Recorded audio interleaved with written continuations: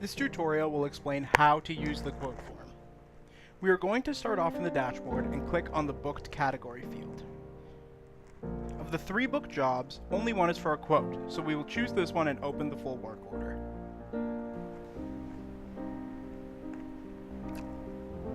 As you can see, this is a quote for a gas range. We will want to check the comment section to see if any further comments have been left on the order. At this point, we should be at the customer's home to inspect and quote out the full job. We never want to provide a verbal quote over the phone. Once all variables have been inspected and calculated, we can fill in the quote form. To do this, please select the digital quote request, which will open up a new window. Upon scrolling down, you will notice that the form has an automatic quote deduction, so that the amount the customer has paid for the quote will be put towards their install.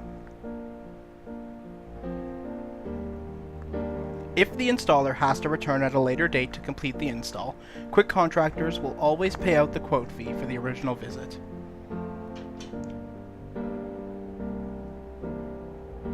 Please select the Item drop-down menu. This will show you all the product SKUs that the retail store, in this case Home Depot, has in the system. If we get to the customer's home and it turns out that the install is a basic gas range remove and replace, we can select this SKU from the drop-down menu. This will automatically populate the retail amount the customer pays for the service. Notice that the quote price is deducted at the bottom.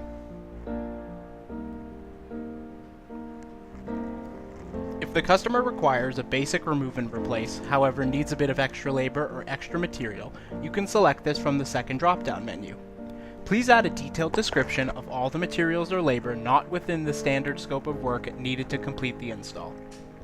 Whenever you select material or labor as the item, you need to manually enter in the amount you, the technician, requires. For an example, we will select material. In the description, we add 5 feet of extra gas line beyond what is normally required in a basic installation.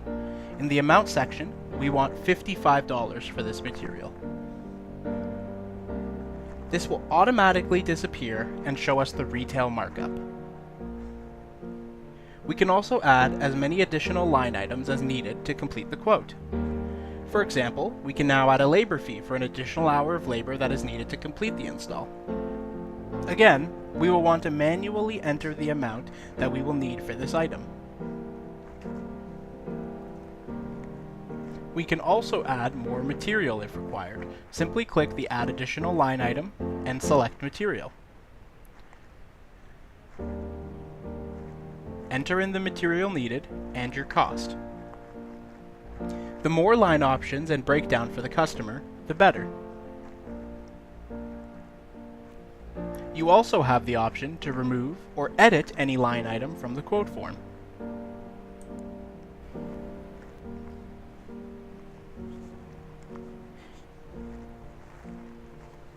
If the customer's quote is quite extensive, you do not need to select the Remove and Replace product from the drop-down menu. You can simply quote this out using only the labor and material SKUs. Once again, click Item, select Labor, and put in your description. On the right-hand side, you will add the amount that you, the installer, need for this line item. You can then click Add Additional Line Item, select Material, and fill in the description of the material needed. For this installation, 35 feet of gas line is required. We write that in the description and add our amount. If more material is needed, we simply click Add Additional Line Item, click Material, and add our second description, in this case a shutoff valve. Once we've completed our description, we add our amount and it will auto-populate to the retail amount for the customer. We can then go back and edit some of our line items. In this case, we will include a flex line along with the 35 feet of gas line required.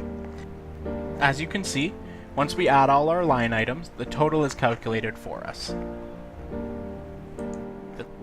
If a permit is needed in your area, you can select the Need a Permit box and enter in the amount for the permit. Please note that there are no markups on permit fees, as by law we cannot charge the customer a markup on these items. If a permit is not required, leave the box unchecked.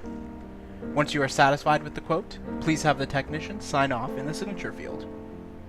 Then click the Save and Email button on the top left-hand side of the form. A pop-up box will usually appear where you can write in the customer's email if they would like a copy sent to them. Once the form is submitted, you can refresh your page to ensure that the quote form was uploaded to the job. You will see the quote form as a PDF at the bottom of the order. Also, it is time-stamped in the comment section. Once the quote form has been submitted, you will want to get the customer's signature for the waiver form so that the job can be completed. We went over how to submit waivers in another tutorial video. If you are able to complete the installation while you are on site the same day, you will want to collect from the customer using the square. Process the retail amount plus taxes that was given on the quote form. If at any time you forget the retail amount, you can always go back into the job and click on the quote form again. We want to write in the comments on the waiver form that the customer was charged additional using the square process so that the installation could occur while you were there for the quote. It will help link the order if we write the receipt number from the square into the comment section on the waiver. The receipt number can be found in the Options menu in the Square app.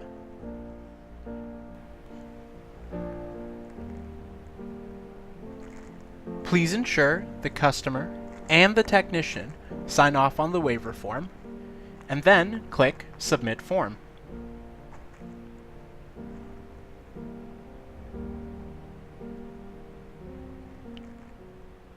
Once the form has been submitted and the job is complete, we want to select the Job Status drop-down menu and move the job to completed status.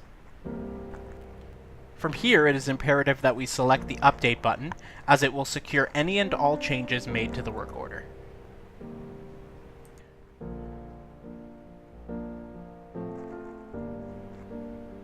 Once the job has updated, we will click Go Back. Upon further inspection, you will notice that the job status is now in completed, and the waiver form as well as the quote form have now been added. By clicking on our Dashboard tab near the top left hand of the screen, you will also see that the job is now in the Completed folder and completed on the calendar screen for today's jobs.